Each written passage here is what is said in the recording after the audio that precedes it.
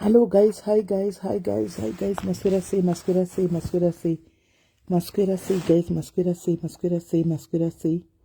Masquera boy, guys, Masquera boy, guys, are you good? Yeah, she's not. Masquera boy, good, guys. Anyways, tambo square. Tasquera.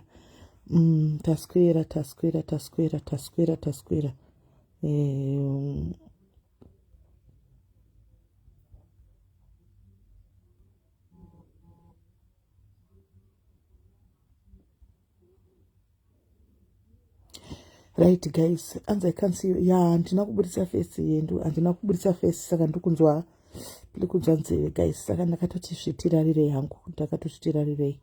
Right guys, tisati taura nyaya yenhirikiri yemudzimai abatwa ushu, handiti toda kuti timbotaura, handitika nenyaya pane munhu atora azvita wanchekutanga azvita anonymous.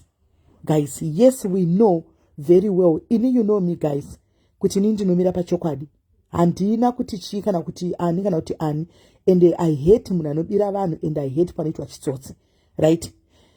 Nezuro ndakauya ndikataura nyaya yekuti kune vanoda kuita zvema-COS. Pane consulting company iri kuita izvi. Nekuona kuti pandakangotaura ndakatarisa post. And but people were coming in numbers. Ndikaona kuti handizvikwanisi. So I ended up ndakutaura nevasikana nevakadzi ava ndikati no, I'm now opening a group because zvokutaura everything will be said mugroup, and because ini zvokuvapindura vanamba yawandisa ndichakwanisi.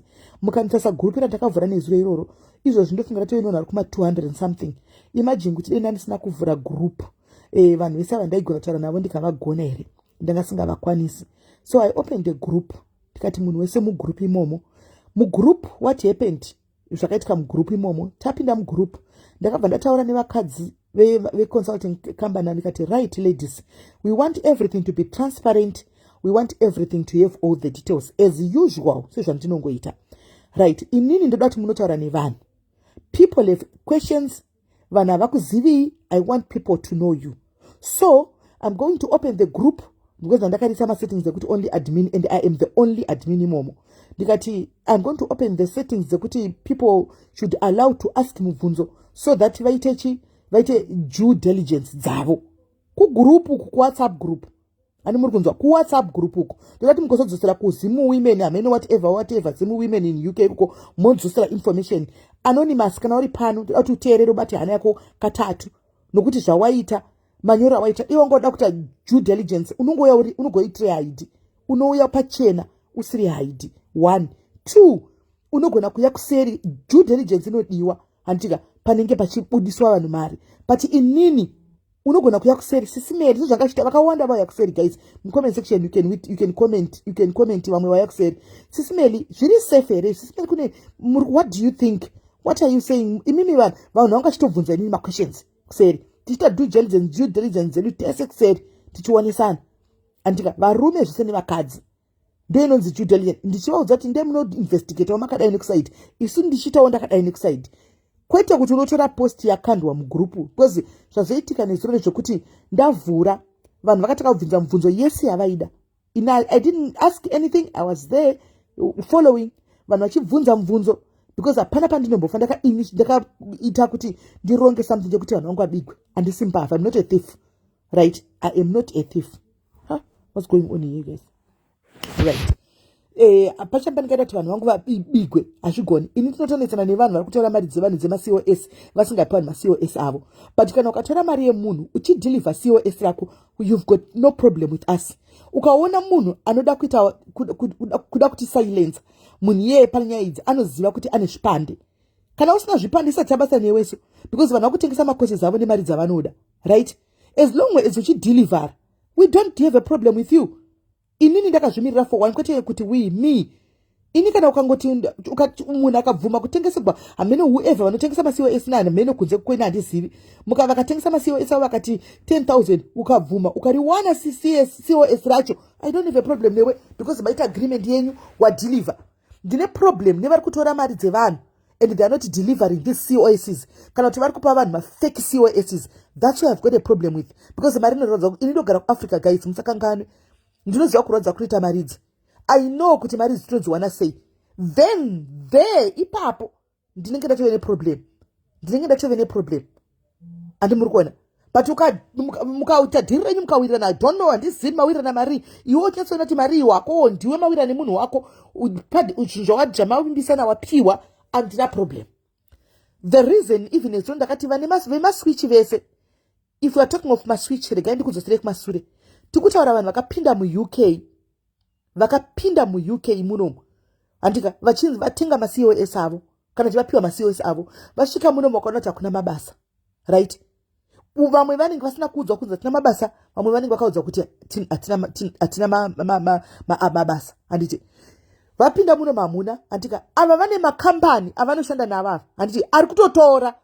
Guys, can I allow me to show you an email? Kune vari kuti ndikuita zvinhu zvekunyepa. Allow me to show you this. Kune vari kuita due diligence inodiwa, yes, but the way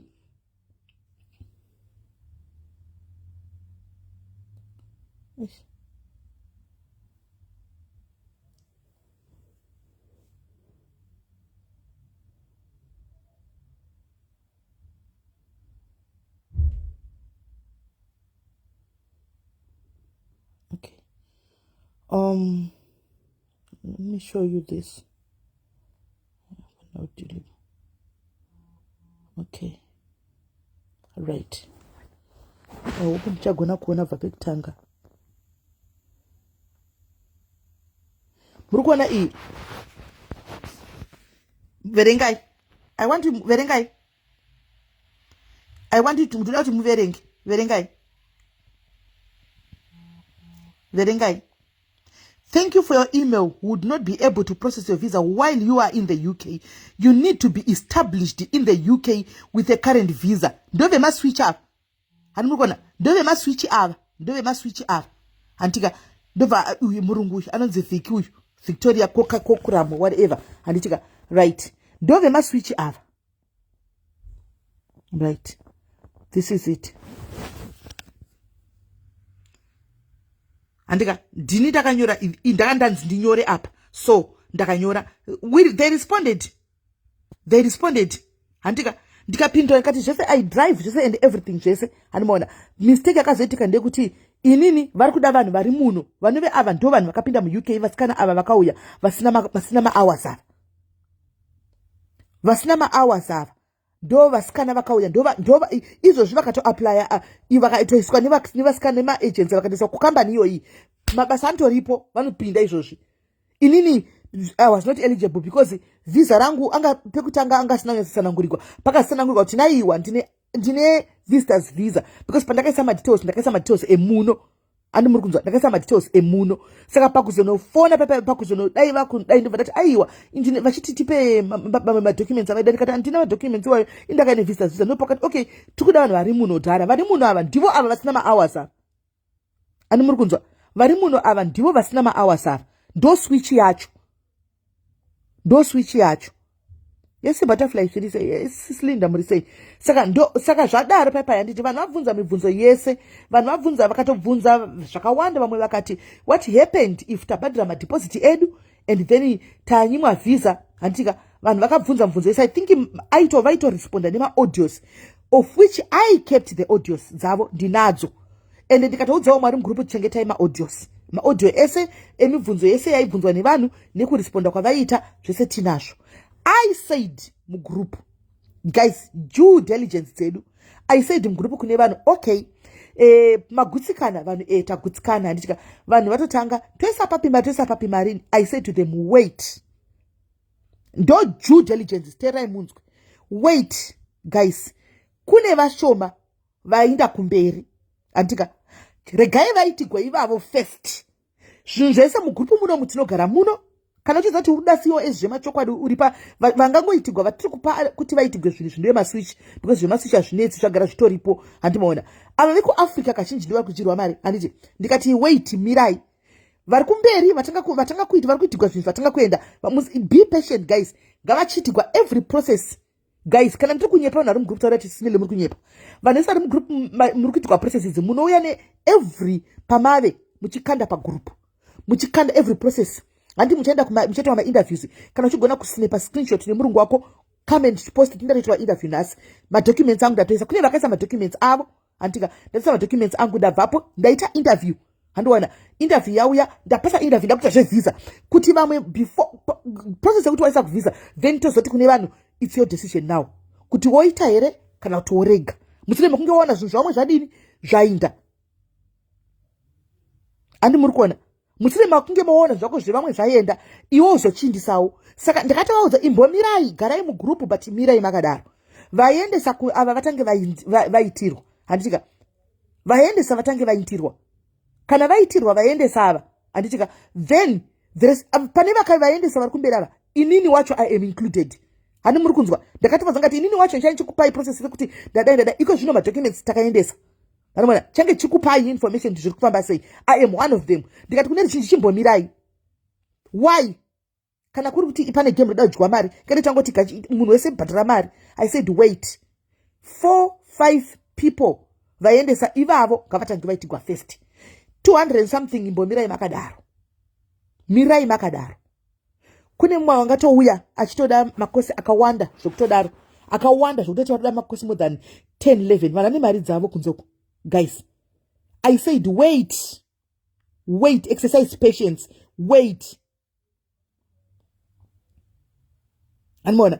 So, in ndangoti nditaure guys, if you feel this is an individual decision, tatati tukushanda pamwe chete tichionesana nditi. But if you feel kuti Melly cannot be an admin we group iroro, one, zvokuti wakutora screenshot ndadziwa pakuti ndabatikana pakuti anotora screenshot noti this chekuti company yave neoperator sei ndachipiwa makusena nhasi chaakanda kugroup rezimu women in UK icho ndachipiwa makusena nhasi nevasikana ava vanhu pamakusena nhasi indo handina kwanda chikanda pafacebook amunambotiona ndaisa kugroup rine vanhu vakuda makosi kuti vanhu vazive ngati then you can share kune vamwe vazive kuti zviri kufamba sei machanjisa chakamira sei ndabva ndashare that ningirikire so ndakuzopiwa nemadhairies edu ari kuzimu women ikoko kuti sisimeni mamboona here hanimaona I'm like what is the reason now because this is done publicly it's not like it's being done privately. 1, 2 yes kana chidata due diligence inini wacho handambondifunza chinhu dei achiuya kuseri paona ichi chinhu chidai achipinda kwandiri kuseri sisimeli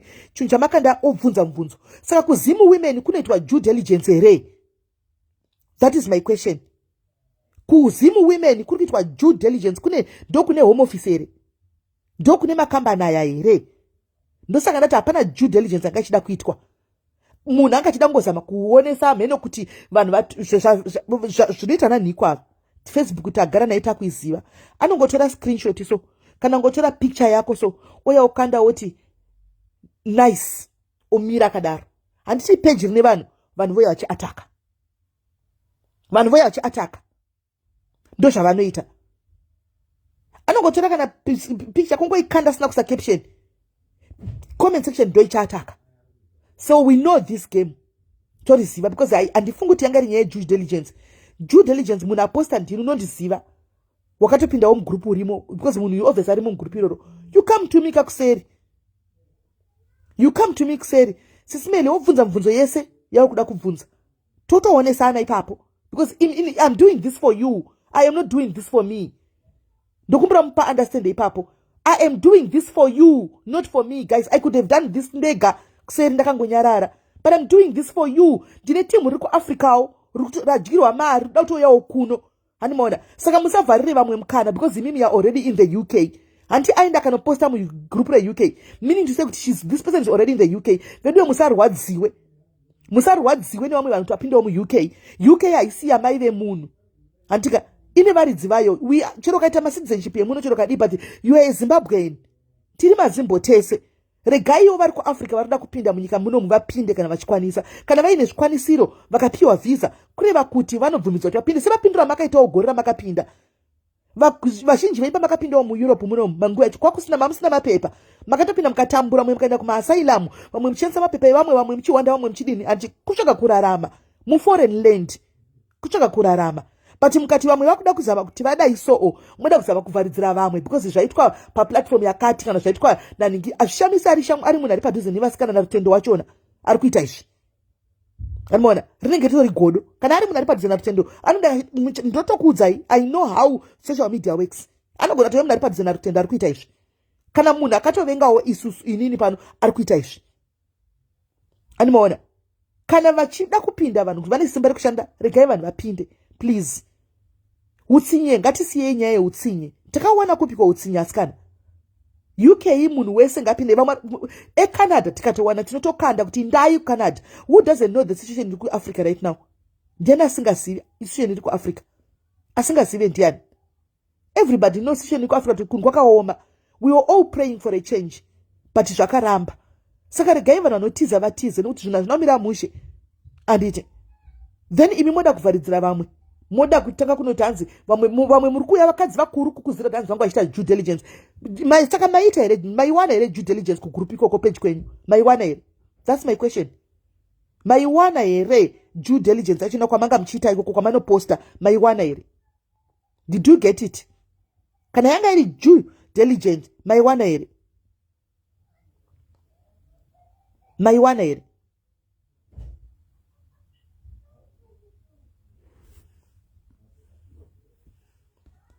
Zvakaoma, ngatiregei kudaro. Regai vane simba ravo vapinde vaite zvavanoita. Vaone vega kuti vakaomegwa vari munyika muno vodzokera vega. It's wrong, because handifungi kuti yanga iri nyaya due diligence. Pane post yenyosona kuti iyi post yakarohwa kabisira. Yanga ichito incite something. Unotoona isusu tozviziva izvi, unotoona kuti post iyi haisi yekuti kwai due diligence. Because due diligence dei watanga nekuvhunza inini kuseri. Sezvo wakambogona kupinda mugroup, wakambogona kuya kwandiri ukati ndipinze mugroup, ndikakupinza, because obviously munhu yakapinzwa neni mugroup. Akapinzwa neni mugroup because ndini ndega admin aipinzwa vanhu mugroup. Akapinzwa neni. Ingadi yakanchidzoka back kwandiri akati ndokumbirawo kuti tibvunze SIS MELLY titaure, are you free? Vakawandisa, vakabvunza, varikutobvunza inini. Pane vakadzi vakawanda madhayari ari kuZim women ikoko. Handika vakawanda vamwe vari kune SIS MELLY diaries. They came kubva nezuro vachifona SIS MELLY tapindawo, but toda kuziva zvakamira sei, tichitotaura tichionesana.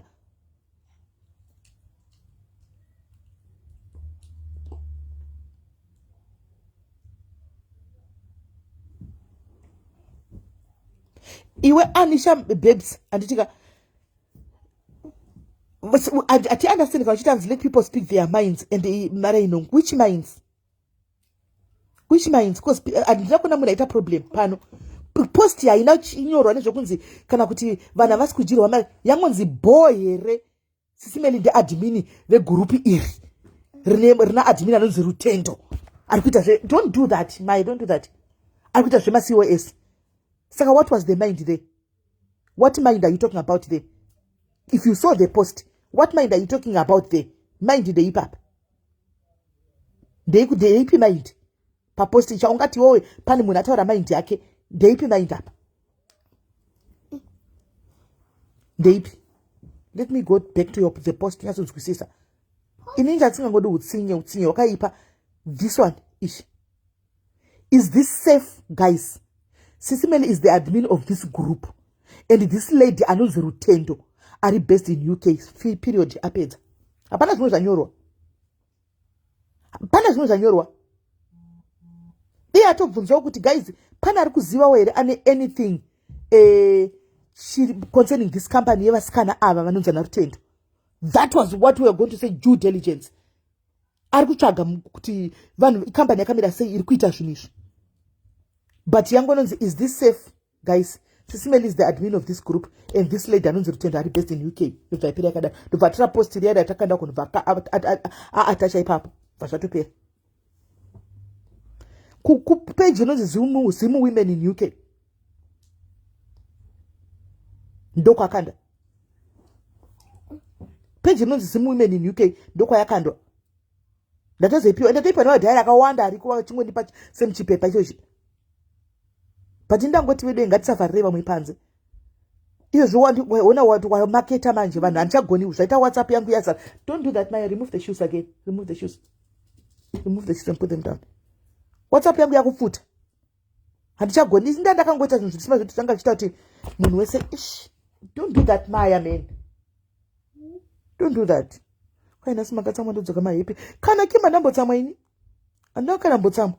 Ndototesa nyaya ivenhikiri vanhu vevatozara kuseri kuWhatsApp pangu kwaninya iposta daisa vanhu vamwe sekuchiziva nesuro vazozara vese vakuda kupinda mugrupu muya. Anita wiki mulaudza ndakafana newe tinokubloka. Unoona wakambona chiita zvemakosi ndotengesa makosi.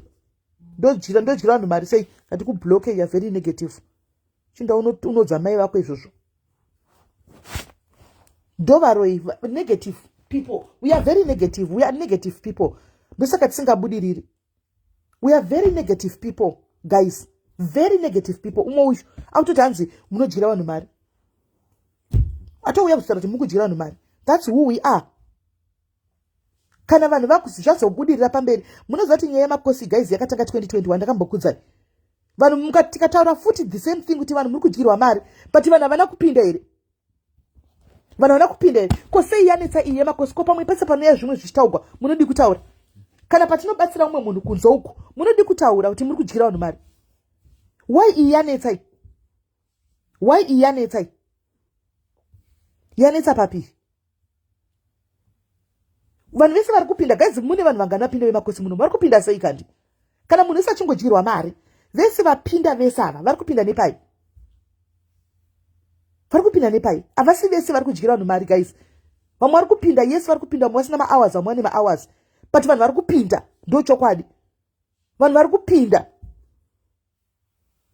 mazara muno muSouth Africa yese yazara. Munhu vari kupinda nepai? Kana vanhu vari kungodyirwa mari vese vari kupinda nepai?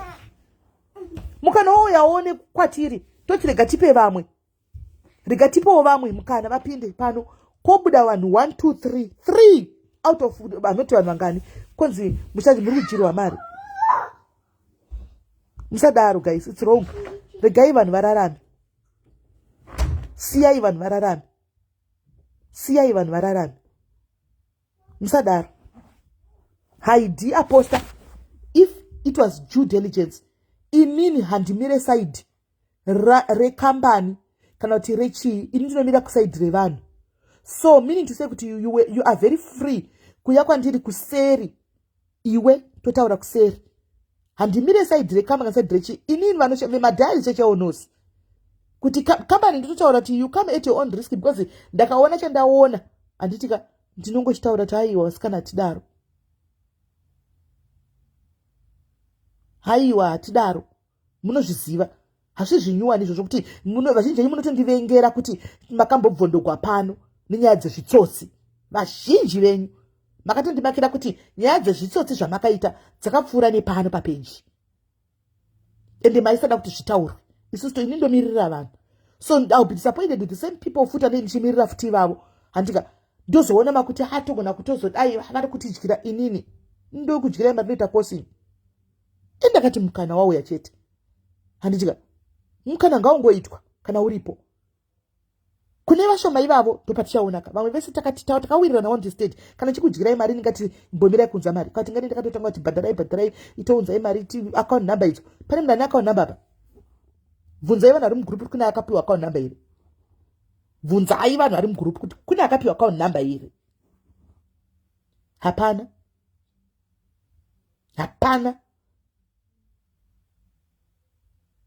musadaro panapa we are very free and fair toita zvepadairies don't talk about our name kumwe because we don't talk about you anonymous kuna nazimu women or whatever or even talk about that group. We respect that group because rine vanhu vatinoda vakawanda vari koko vari pano futi panapa vanotamba kwese hatidaro uri muudzi munhu mukuru waona pari kufungidzira pane dambudziko sisime ndingati mwini nemi here kuseri fona tofona toita makwe edu muri kuona sei Mrs. Melly ko pakati totsvaga handitika then toenderera mberi handiti hautore chinhu chawaposta pano ingawani kunomboya bvamwe maposta anotobva kwemaCOS kusimumweni hatimaapprove pano isu we don't post here because we respect page iroro even vadzive kune madhimineko vanenge vari pano they are here too so we don't take maposta anobva ikoko vagara kunopostwa nyaya dzemaCOS dzinotomboya pano nyaya dzechichi hameno dzakawanda dzimwe dzinobvunzwa concerning mazano especially nyaya dzeimmigration nedzemaCOS idzi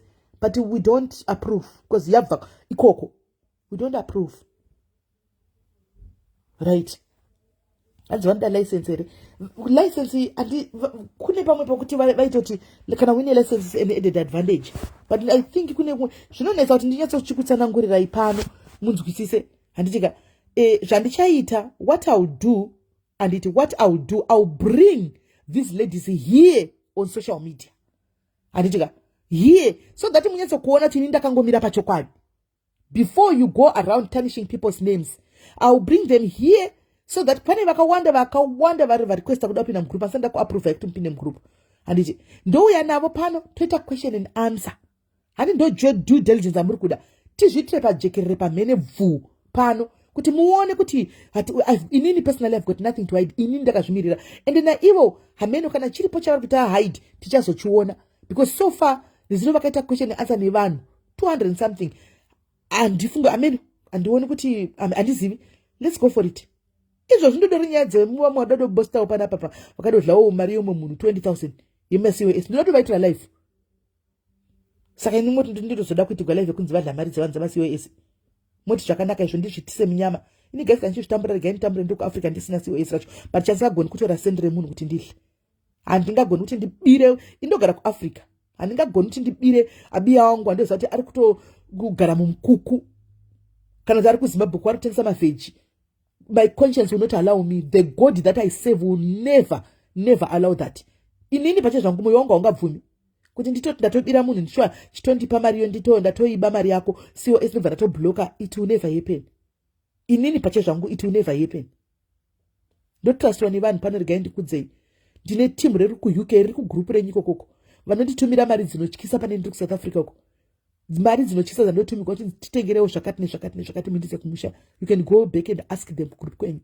go and ask them ndichivatengera zvese zvinhu zvichisvika zvakanaka zvinhu zvichienda chikatofa totaura kuti kune chakati chandichafa but ichi vanozochiwana but kwai chakutsemuka pakona papoitwa sei ngatidzoke chino tino refund tinoita zvese izvozvo dzakawanda pane vakadzi vakadzimba dzavo neni panapa vakavaka dzimba dzavo neni panapa kana vachida ngavataure vari muno muUK handizogona my conscience will never allow kuti nditore centro yemunhu chibira munhu hazviite pandakasvika apa pandiri handina kusvika nekuba mari dzevanhu vepasocial media pandakasvika apa ndakasviswa naMwari ndakasviswa nehardwork nekushanda ende handisati ndamira ndichine simba racho handingaravati ndingatofanira nestress yekunzi ndinzi ndakadyira vanhu mari ndifambe zvinotopa stress isingaiti handingazvikwanisi kana ndisina ini ndodya muriwo guys ini ndinhu anogona kuadjusta manje ndinogona kuadjusta apa handisi kukudzirai izvi kuti minde kunojoina group remaCOS no ndikuda kuti before you tarnish people's names mutange mafunga kuti zvinhu zvingani zvatakaita panapa takambodyawo here sendi remunhu pane munhu akamboti handina kureceiva chinhu changu here ndakadyirwawo here mari aripo here anobuda kuti ndakadyirwa mari musadaro guys it's wrong right atipinde panyaya yedu yandoda kuti discuss nhasi guys pana mai vandaona pane video yauya yapiwa wako boys makuseni ndazongoiona yatopostwawo yatofamba mbuya vari kunzi vabatwa mubhazi vachiroya ndazoposti ndaiona ndikangoiterera but nzeve yangu yanga ichirwadza saka ndangoiona ndangoteerera audio ndobva ndarara pandazomuka ndobva ndatega ndimboona macomments ndakaona macomments kana vamwe vachiti iabuse mai avanenge vari kurwara njere saka ndozvikuitika handitika vamwe vakati aiwa vari variko handiti so ini ndoda kuti tionesane ndinzwe pfungwa dzenyu handiti maona because kana muchiti imimi hakuna uroi handiti ko vanhu vanoreiwa nani kana muchiti imimi kune vari kuti mbuya vaya muroi handika proof yekuti vanoroya ndeipi yekuti proof mbuya vaya vanoroya ndeipi proof yacho kana vari kunzi mbuya vaya vari kurwara njere handitika vari kutonzi vari kurwara njere ko mapostori aziva sei nezita ravo tazviona ividhio ine bhazi and everything vaziva sei kuti mune munhu anonzi ningi bhazi rinofanirwa kurumika pakati vakafanomiririra bhazi murodhi vazviziva sei asi tokumbirawo linki yacho mbombirai guys timboita zvonyaya yedu yatiri kuita linki ndichangokanda zvinonetsa kuti ndikande pajekerere linki because ndatogara matopinda patokanganisika patopinda vavengi but chakanaka chinorwisa chakanaka chinotorwiswa chete hachiuye isi saka it's up to you to fight kana kuti wogive up but due diligence is needed guys. That's for effect right saka ndo yatimbonyatso verify nezvayo guys handitika tisati maiona kune I think muvidhio mese maiona ndoda kuti nditange tamboplaya zvataugwa nemunhu aisa video ndidrive webhasi uyu aisa audio timboisa aisa audio ngaitindepo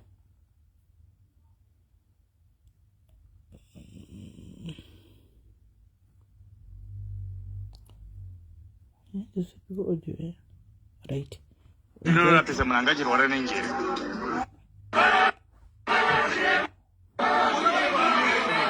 aya mapostora vari kuti vari kunamatsira mbuya